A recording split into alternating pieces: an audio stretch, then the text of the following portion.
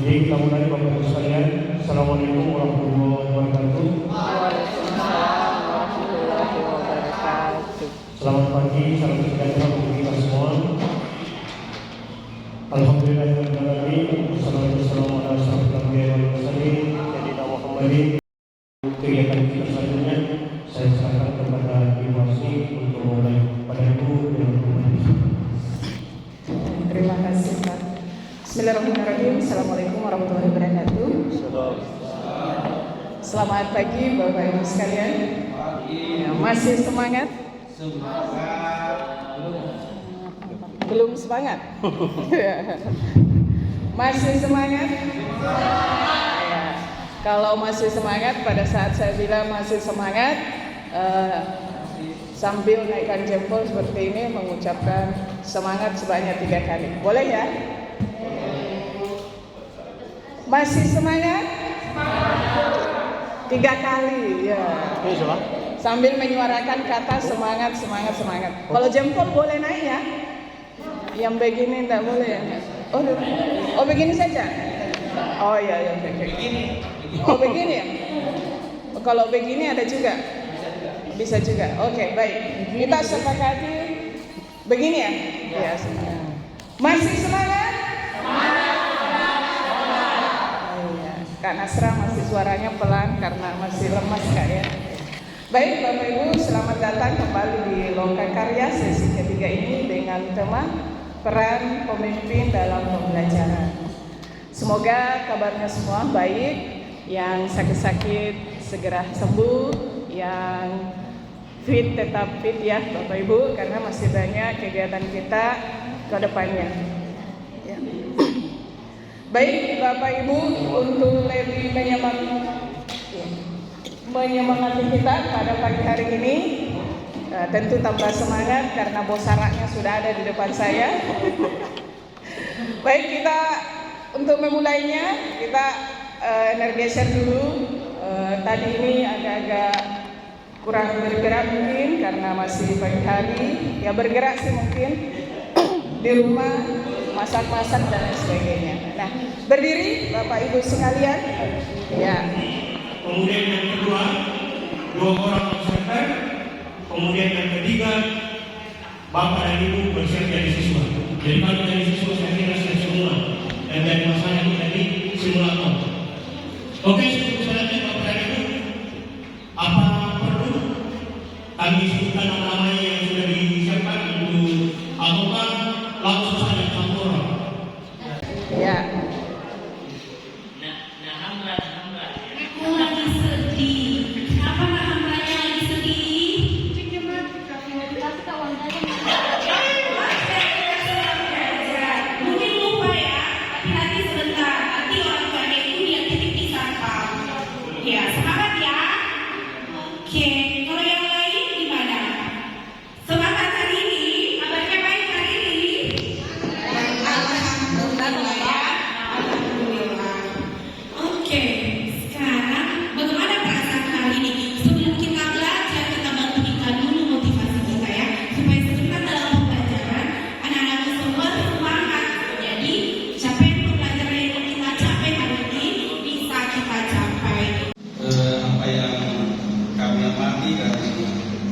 Proses pembelajaran dilaksanakan oleh saudari dari SPD dengan mengajar di kelas 2 SD dan situasi tadi seperti betul-betul di kelas 2 SD.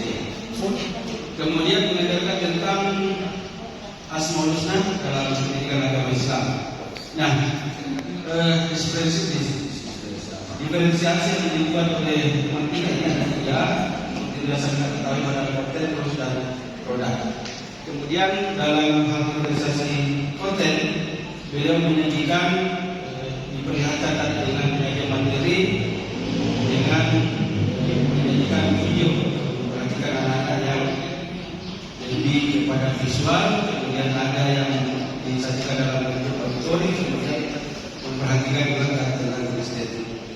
Kemudian yang diperlihatkan proses oleh saudara Putrani tadi disebutkan bahwa tadi sudah diberikan agak tadi, kemudian itu memperhatikan bahwa dia mengamati, mencermati anak didiknya, kemudian memperhatikan mana yang mengalami kesulitan, mana yang tidak mengalami kesulitan, kemudian melakukan pendampingan lebih kepada anak didiknya yang masih mengalami masalah atau yang kurang paham dengan materinya. Kemudian investasi produk tadi dibagikan, saya amati tadi di tempat kerja yang diberikan kepada anak didiknya bahwa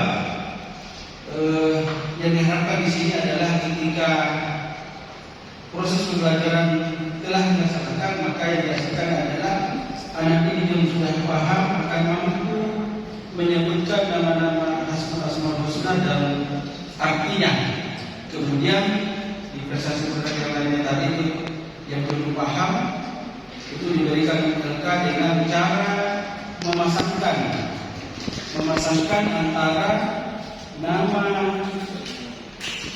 asmaul husna dengan artinya, kemudian ditarik garis yang mana menjadi pasangan dengan nama-nama yang lain beserta artinya. Itulah yang diinginkan dari produk yang dihadirkan oleh saudara Triani kepada itu yang kami amati teman-teman sekalian dari proses yang dilakukan oleh saudara Triani.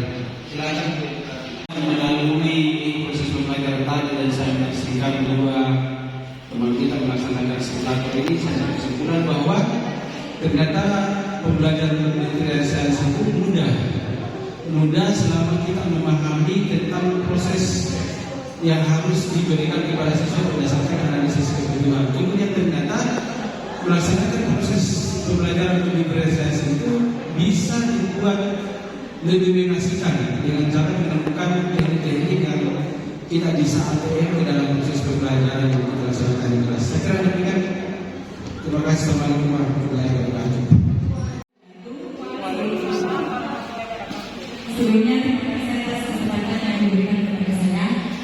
Sebelumnya saya berpikir bahwa pembelajaran dan diferensiasi itu harus membagi murid ke dalam kelompok sesuai dengan gaya belajarnya. Tetapi setelah menyimak dari penjelasan yang ada di ruang kolaborasi yang ada pada hari ini, saya bisa berkesimpulan bahwa pembelajaran dan diferensiasi itu tidak perlu membagi murid ke dalam kelompok sesuai dengan gaya belajarnya. Guru hanya perlu menyajikan konten atau materi yang bisa memenuhi kebutuhan semua murid. Terima kasih.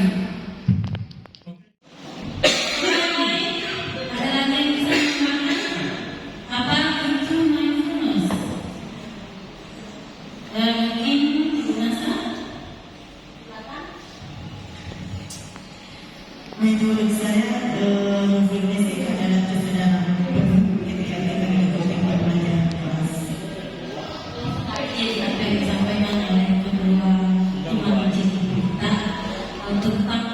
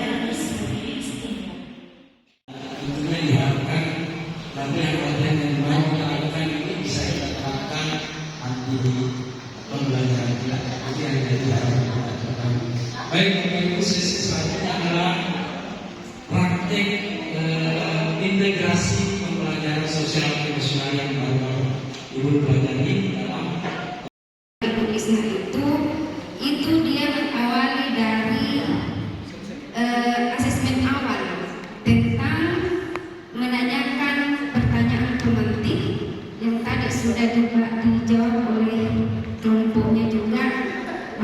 apa yang menyebabkan ciri-ciri apa sehingga terjadi perubahan lingkungan.